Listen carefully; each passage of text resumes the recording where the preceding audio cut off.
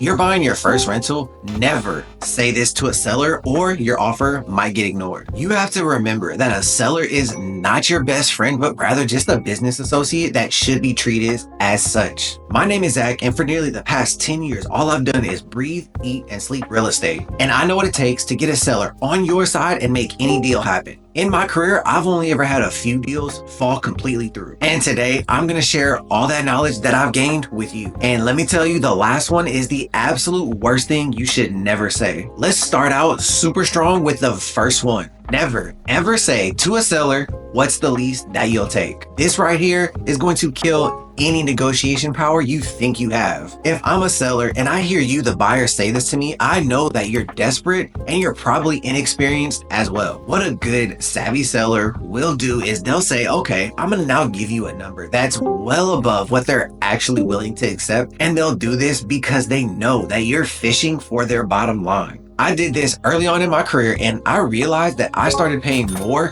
for a property than I really should. A better approach is going to be to make good, reasonable offers based on the numbers and potential renovation and your investing goals. If you give a seller a good, solid offer, what they're going to do is they'll be able to look at it, respect it, and sure, they may counter it, but this does not give up control in the negotiation. At the end of the day, you want to get a property for a good price, not overpay and possibly underpay. The second thing you should never say to a seller is you're looking at another property as well. While you might think that this is going to sway a seller to hurry up and sell you a property, this is actually going to do the complete opposite. This can easily reduce the seller's motivation to want to negotiate anything with you. Because once you get under contract, there's going to be so many negotiations with inspections and possible appraisals that if you burn that bridge now, you'll never be able to negotiate later. The biggest thing is you don't want to sound distracted or non-committal to that seller, especially in a competitive market where you might not be the only buyer. You want that seller to know you are serious and committed to this process. The best thing you can do is to just stay focused on this property. Even if you are looking at other properties, don't say that to the seller and fully commit to this property and the numbers. You have to show this seller that you are seriously considering this deal. Number 3. Never say the amount you're willing to pay. Look, this right here, putting all your cards on the table before you even negotiate will kill any power you think you have. By doing this, you could actually end up paying way more than you thought. If you show too much eagerness and willingness upfront to pay whatever it is, that is going to signal to the seller they're going to kill you with the price. If you do this upfront, you're not going to be able to gauge the seller's needs or their expectation. They could come into this listing a property for $200,000 and in reality, they really only want $180,000.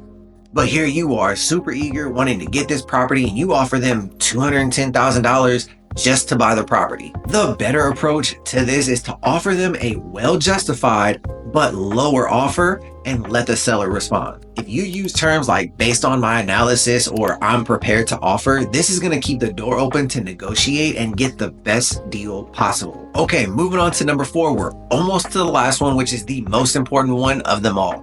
Never say you can afford a certain interest rate. This is going to reveal way too much about your financial situation. And let me guess, I bet you didn't think that this was going to be something that could ruin a deal. But what that does is it makes the seller assume that you can possibly have the flexibility to pay more. If they know you have a super good interest rate, you're going to cash flow like crazy, they're going to try to want to get more money out of you. And if you reveal that to a lender as well, that lender is never going to want to work with you on getting a lower rate than you said you could actually pay. Because look, there is a huge difference between a 8% and a 7% interest rate. Depending on the property, that could be hundreds, if not thousands of dollars every single month in cash flow that you lose. And of course, financing is your business, not theirs. So don't tell them. The better approach is to only discuss with them what is actually necessary, like I'm pre-approved or I have cash to buy this property.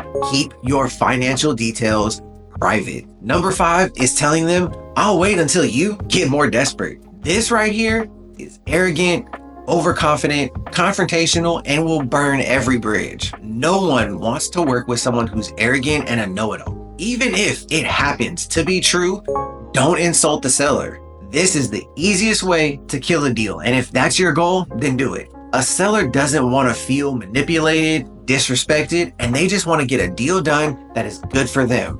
but at the same time, you do have to make that deal work for you. So being respectful and nice to them, but at the same time knowing that it's business is key. Being patient and not predatory is so important, and saying something like, I understand this offer may not be right for you, but let me know if anything changes. That is how to smooth everything over. Okay, now we're at this last one, and this is the one that is so detrimental to any deal that you could make. Never, ever tell a seller you're gonna flip this property for a huge profit.